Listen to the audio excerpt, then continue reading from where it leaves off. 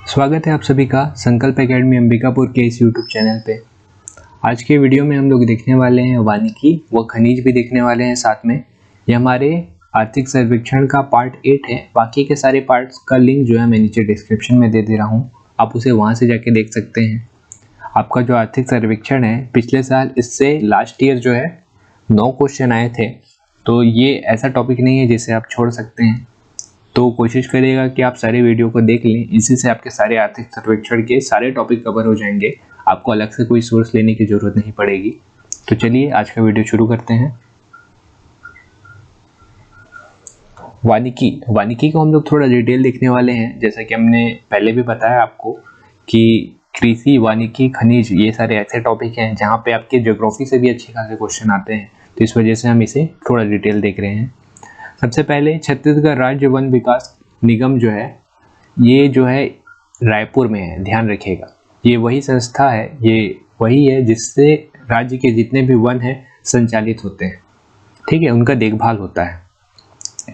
Question आपका जो पहले पूछा गया है कि इसकी स्थापना कब हुई थी, और डायरेक्ट यही क्वेश्चन आया था, तो आपका आंसर होगा कि मई 2001 में इसकी स्थापना की गई थी। ये क्वेश्चन आया हुआ है, इसे ध्यान रखिएगा कि मई 2001 में इसकी स्थापना हुई है। वानिकी के बारे में हम लोग देख लेते हैं। राजकीय आय में हमने देखा था कि वानिकी का योगदान कितना रहा है, तो आपको जो याद रखना है वो ये 2019-20 वाला। 2019-20 में वानिकी का जो योगदान था वो था 2.91%, और इसका जो वृद्धि दर आपको देखने को मिला वो था 0.79%। लेकिन यहाँ पे देखिएगा 2018-19 में इसका जो वृद्धि दर है वो नेगेटिव में था। तो आप ध्यान रखिएगा कि 2019-20 में जो आपका वृद्धि दर है 0.79%, पिछले साल जो इसका वृद्धि दर था वो नेगेटिव में था।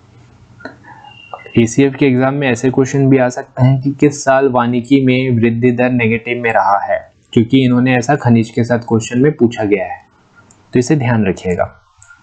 अब बात करें हम लोग छत्तीसगढ़ की भौगोलिक क्षेत्रफल की, तो आपको पता है 1,35,191 वर्ग किलोमीटर का इनका भौगोलिक क्षेत्रफल है, और प्रदेश में वनों का क्षेत्रफल कितना है 44.3% जो है, इतने क्षेत्र में हमारे छत्तीसगढ़ में वन है। अगर छत्तीसगढ़ का स्थान वन क्षेत्रफल के हिसाब से देखें तो वो 4th है।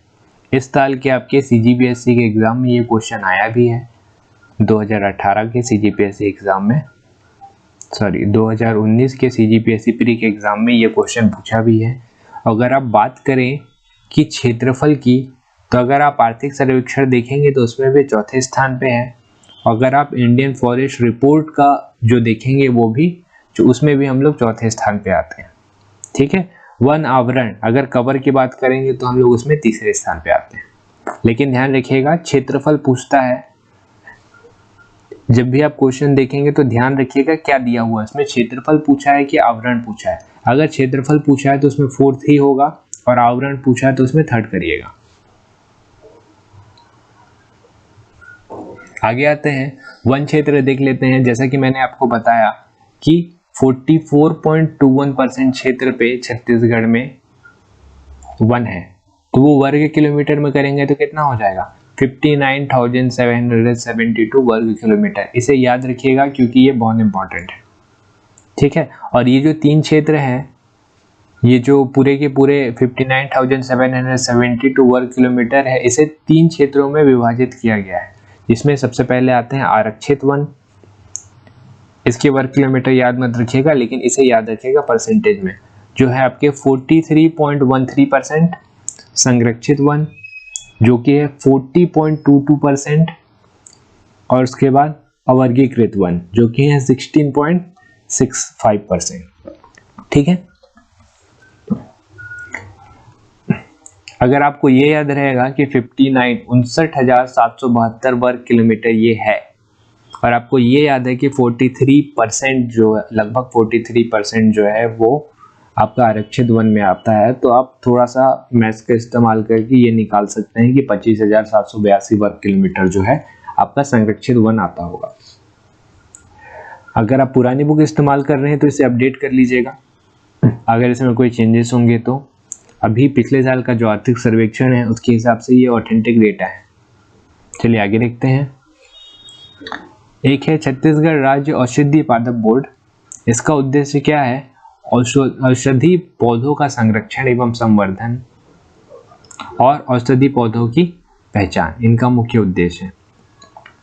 और इसी छत्तीसगढ़ राज्य औषधि पादप बोर्ड के द्वारा 14 हर्बल गार्डन की स्थापना की जा चुकी है। तो ये जो 14 हर्बल गार्डन है, इसके बारे में ध्यान रखिएगा, इससे क्वेश्चन आया जा सकता है। उसके बाद देख लेते हैं हम लोग खनिज।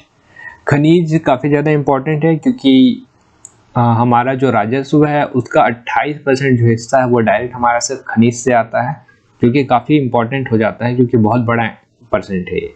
तो खनिज से हमको राजस्व कितना प्राप्त होता है? तो 2018-19 में हम लोग बात करें, जो रिसेंट ईयर है, लास्ट ईयर, उसमें 6110.25 करोड़ का हमको राजस्व प्राप्त हुआ था, जिसमें से कैटेगरी रहते हैं जो ये है मुख्य खनिज।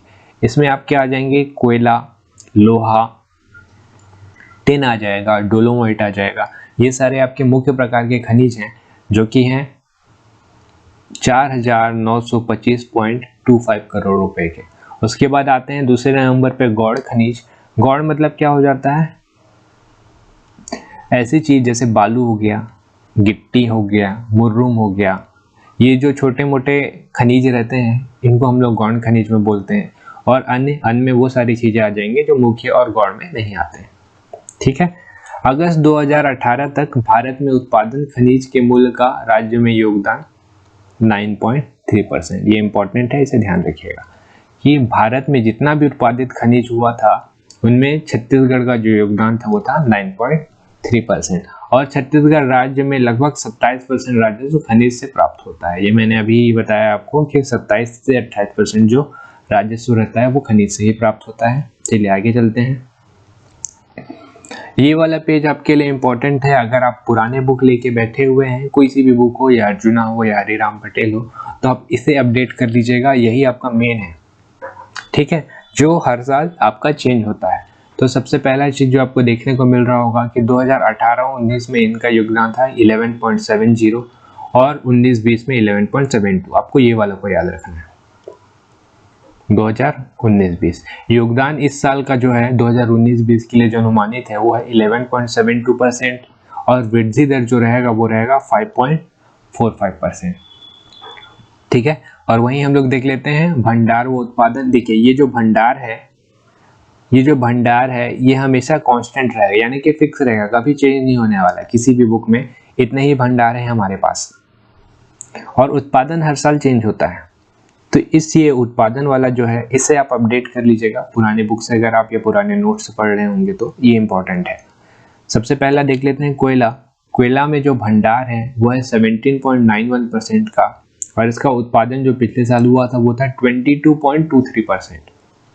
लौह अयस्क के लिए 19.59% का भंडार है और उत्पादन हुआ था 16.22%। चूना पत्थर के लिए 4.84 का भंडार है और उत्पादन हुआ था 11.19%। बॉक्साइट का 4.49% का भंडार है और उत्पादन हुआ था 6.26%। टिन का 35.83% का भंडार है और उत्पादन हुआ था कितना? 100%। क्योंकि पूरे के पूरे भारत में छत्तीसगढ़ ही इकलौता मात्र है जहां पे टिन का उत्पादन होता है। छत्तीसगढ़ के अलावा और किसी भी राज्य में टिन का उत्पादन नहीं होता है। हालांकि भंडार यहाँ पे सिर्फ 35% है, तो 75% भंडार कहीं और भी होगा, लेकिन वो उत्पादन नहीं करते हैं। इस डेटा को आपको याद रखना है, इससे क्योंकि क्वेश्चन आपके आते हैं। ठीक है। कोयले का भंडार कितना पूछ सकता है, या ये भी पूछ सकता है कि 2018-19 पे उनका उत्पादन कितना है। तो ये वाला जो पेज है ये काफी ज्यादा इंपॉर्टेंट है। इनके सारे डेटा याद रखिएगा। पुराने बुक या कॉपी से पढ़ रहे होंगे तो उसे अपडेट कर लीजिएगा।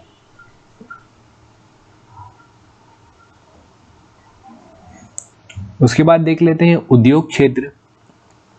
खनिज हो गया हमारा वहां पे कंप्लीट। उसके बाद हम देखते हैं उद्योग क्षेत्र। उद्योग क्षेत्र का 2019-20 में ये वाले को याद रखिएगा, 2018-19 नहीं, आपको ये याद रखना है। इसका जो योगदान था वो था 15.34% का, और इसका जो वृद्धि दर रहा है वो था 5.04% का। ठीक है, ये ध्यान रखिएगा। ईज ऑफ डूइंग बिजनेस, इसे वर्ल्ड बैंक निकालता है। ये रिपोर्ट जो है वो वर्ल्ड बैंक निकालता है, और 2015-16 में हमारी जो स्थिति थी वो थी 4th प्लेस में थे हम लोग। 2015 में भी 4th प्लेस में थे, 2016 में भी 4th प्लेस में थे, और 2017 की बात करें तो हम लोग हैं 6th प्लेस पे। तो इसे ध्यान रखिएगा। आज की वीडियो में इतना ही। अगर आपको ये वीडियो पसंद आया होगा तो इसे लाइक ज़रूर करें, कमेंट करें, क्वेश्चन पूछें। अगर आप इस चैनल में नए हैं तो इस चैनल को सब्सक्राइब करें और इस वीडियो को अपने दोस्तों के साथ शेयर करें और उन्हें भी बताएं कि आर्थिक सर्वेक्षण का टॉपिक जो है कहाँ से पढ़ना है और कैसे पढ़ना है, कैसे क्वेश्चन आते हैं। तो चलिए फिर मिलते हैं अगले वीडियो में। Thank you.